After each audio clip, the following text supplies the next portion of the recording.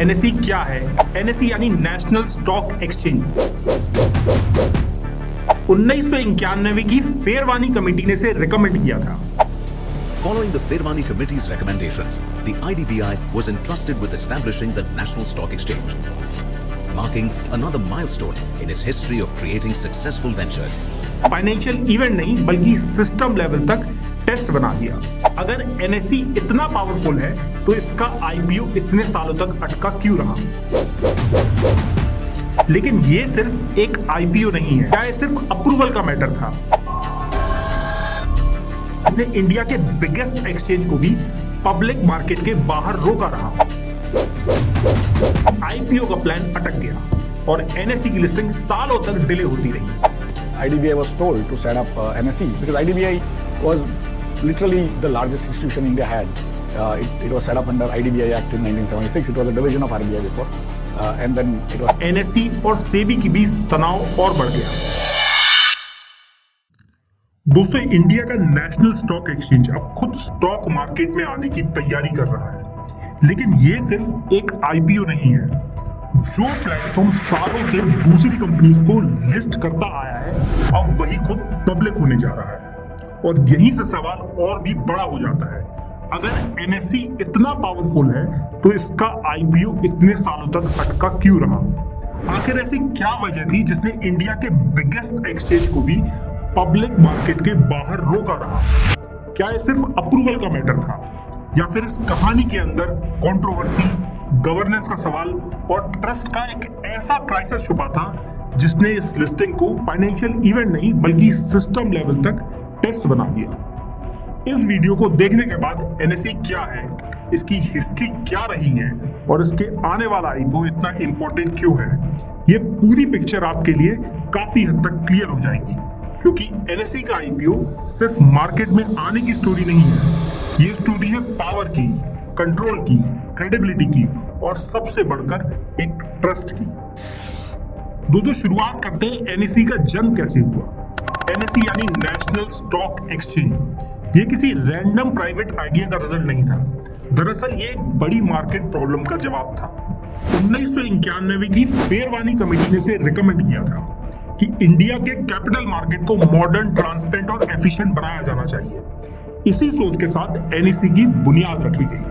1992 में इसे इनकॉर्पोरेट किया गया, 1993 में इसे स्टॉक एक्सचेंज के रूप में रिकॉग्निशन हुआ और 1994 में ट्रेडिंग शुरू हो गई। लेकिन एनएसई को समझने के लिए सिर्फ इतनी टाइमलाइन काफी नहीं है, यह समझना भी जरूरी है कि उस वक्त इसकी जरूरत क्यों पड़ी।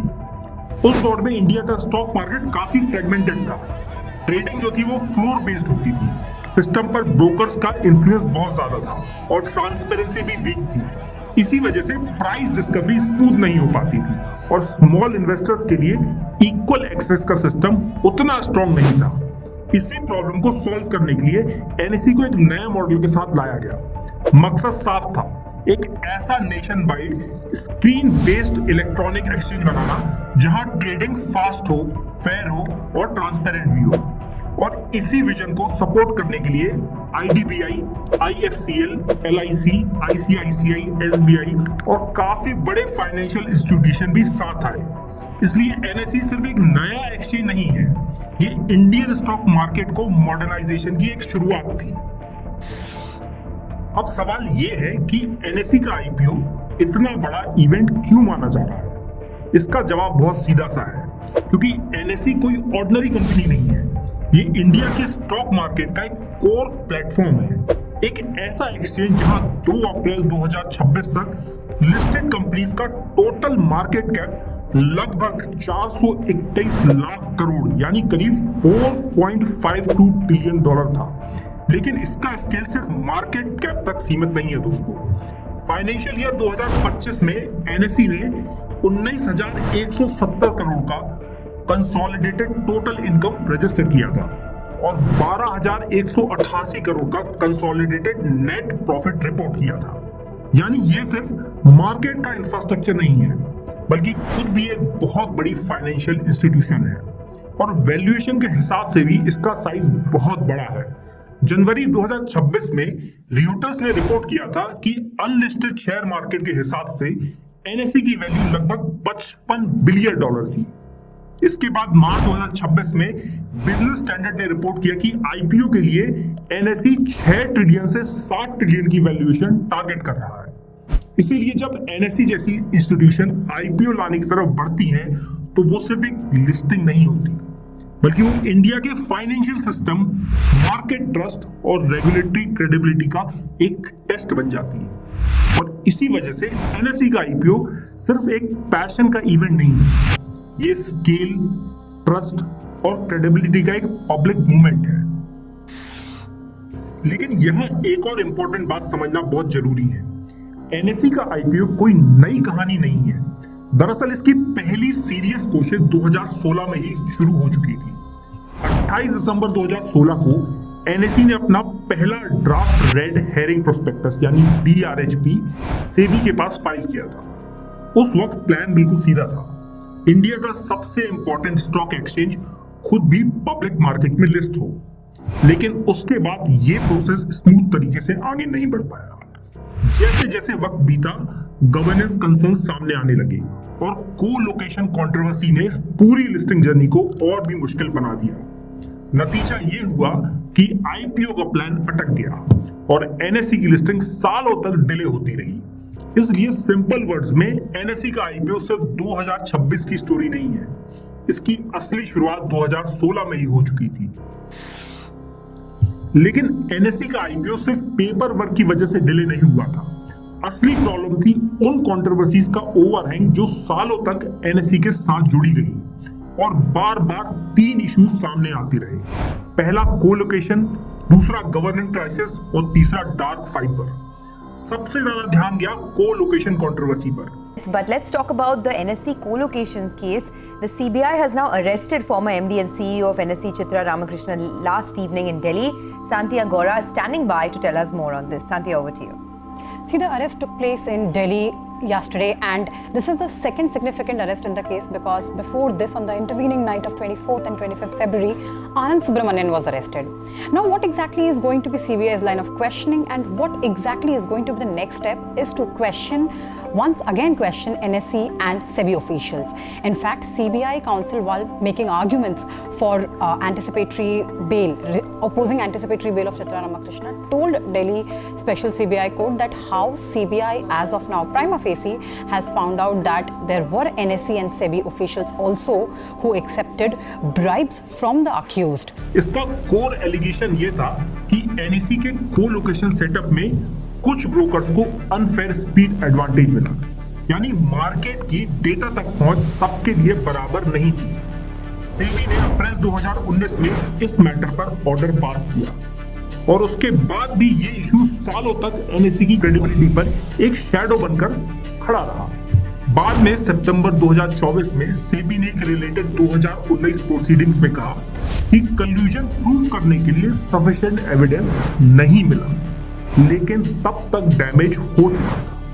इसके बाद गवर्नेंस क्राइसिस ने इस स्टोरी को और ज्यादा सीरियस बना दिया और इसके सेंटर में थी फॉर्मर एमडी और सीईओ चित्रा रामकृष्णन। सेबी की फरवरी 2022 ऑर्डर ने सीरियस गवर्नेंस लैप्सेस को हाईलाइट किया।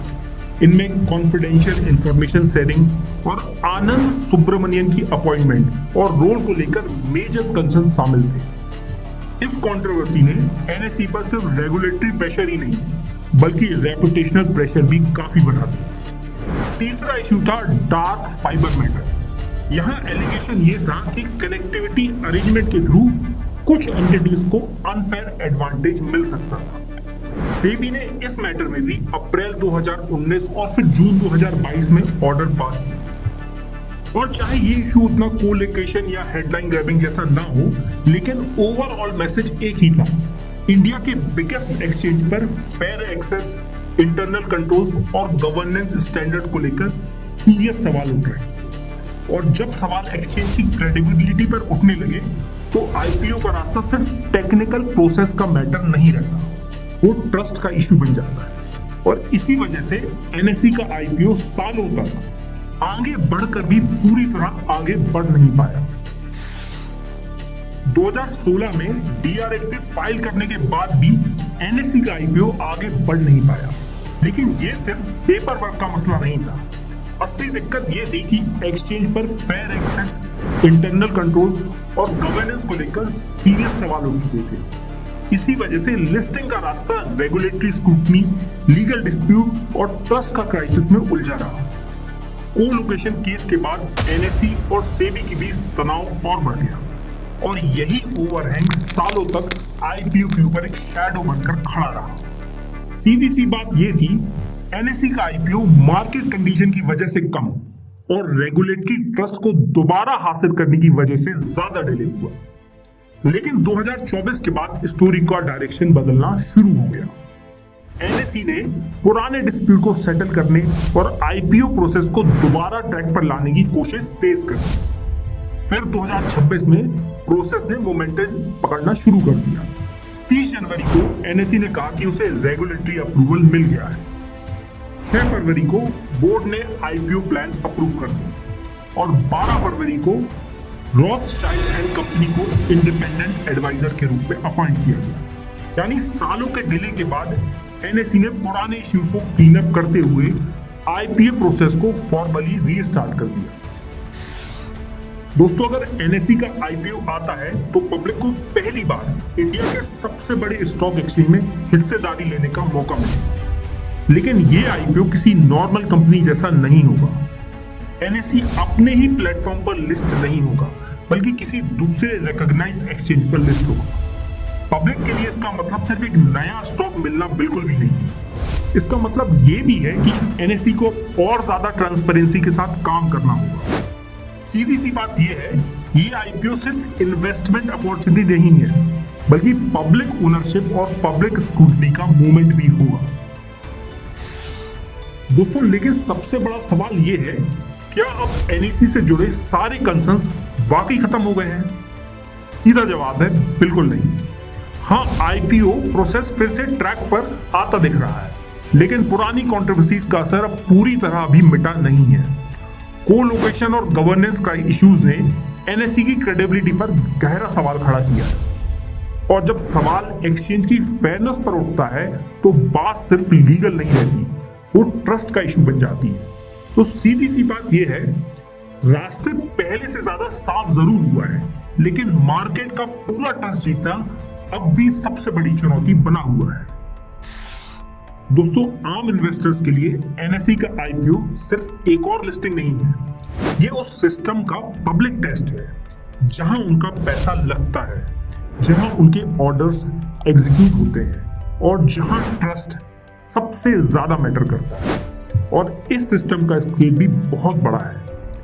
2 अप्रैल 2026 तक एनएसई पर लिस्टेड कंपनीज का टोटल मार्केट कैप लगभग 421 लाख करोड़ था और जनवरी 2026 में अनलिस्टेड मार्केट में इसकी वैल्यूएशन लगभग $55 बिलियन बताई गई थी।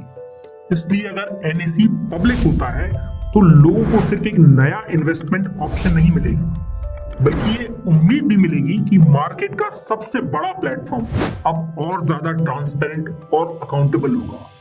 लेकिन आखिर में इस कहानी का सेंटर सिर्फ वैल्यूएशन नहीं है, वो है ट्रस्ट।